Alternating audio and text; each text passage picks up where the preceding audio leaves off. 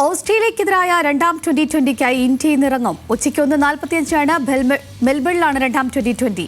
ആദ്യ മത്സരം മഴക്കാലം ഉപേക്ഷിച്ചതിനാൽ പരമ്പരയിൽ മുന്നിലെത്താനാണ് ടീമുകൾ ഇന്ന് കളത്തിലിറങ്ങുന്നത്.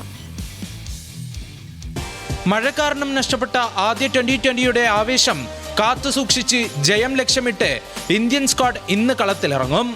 ഏകദിന പരമ്പരയുടെ കനത്ത തിരിച്ചടി മറികടക്കാൻ T20 പരമ്പരയല്ലാതെ മറ്റൊന്നും തികയില്ല.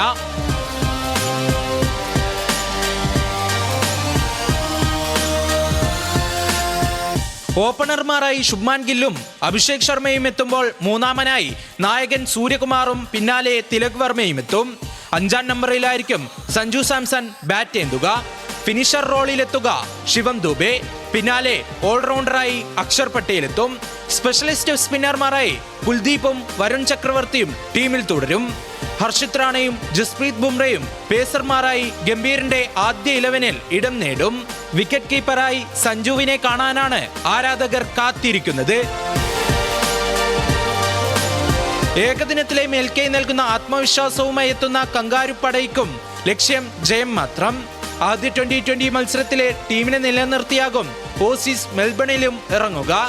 നായകൻ മാർഷും ട്രവിസ് ഹെഡും നൽകുന്ന തുടക്കമാകും ഓസീസ് ഇന്നിംഗ്സിന്റെ കരുത്ത്.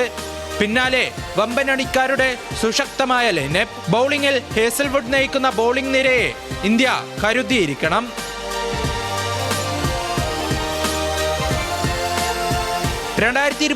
ലോകകപ്പിന് ശേഷം T20യിൽ ഏറ്റവും കൂടുതൽ വിജയ ശതമാനമുള്ള ടീമുകളാണ് ഇന്ത്യയും ഓസ്ട്രേലിയയും. 28 മത്സരങ്ങളിൽ കളിച്ച ഇന്ത്യ 24-ൽ ജയിച്ചപ്പോൾ 20-ൽ 16 ജയിച്ചാണ് ഓസീസ് എത്തുന്നത്. ഉച്ചയ്ക്ക് 1:45 മുതൽ മെൽബണിലാണ് മത്സരം. Sports desk news Malayalam.